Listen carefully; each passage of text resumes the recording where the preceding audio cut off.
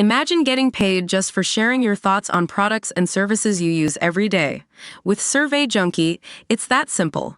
Click on the link in the video description to discover how you can start earning today by taking surveys. South Dakota Governor Kristi Noem returned to cable news on Sunday after a month-long hiatus from her book tour that was cut short after a story about her shooting her 14-month-old dog Cricket blew up in the media.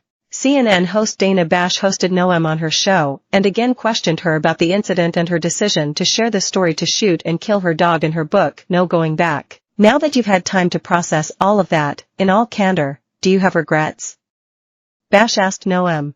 You know, that story's a 20-year-old story of a mom who made a very difficult decision to protect her children from a vicious animal that was attacking livestock, and killing livestock, and attacking people, Noem said. She said that story was included in the book because it was a difficult incident in her life and encouraged people to read it. It's a how-to guide for the average citizen on how to get their government back, she said. Bash again asked Noem if she had any regrets for shooting her dog and putting the story in her book. That even drew criticism from Republicans. We've covered this, Noem said. And I'm a mom and protected my children from a vicious animal. Noem pointed out that a 9-year-old boy was recently killed in South Dakota by a dog. That 9-year-old boy will never be in his parents' lives again.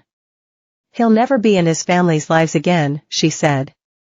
People are put in tough situations in life, and we learn from it. It appears that Noem was referring to reports of 9-year-old boy who was killed by a pack of feral dogs on the Cheyenne River Reservation in May. Noem was widely considered to be on the top a list of potential running mates for former President Donald Trump, until her book was released, kicking off a flurry of criticism from dog owners across the globe. The Republican governor tried to soldier on with her book tour, but the story about her shooting her dog consumed all of the news coverage and media interviews surrounding her book. Noem ultimately paused her book tour in early May, returning to South Dakota in reaction citing bad weather in the state that demanded her attention. Afterward, Trump said in an interview that Noem had a bad week, but that he was still a fan of the South Dakota governor who had been a supporter of mine from day one.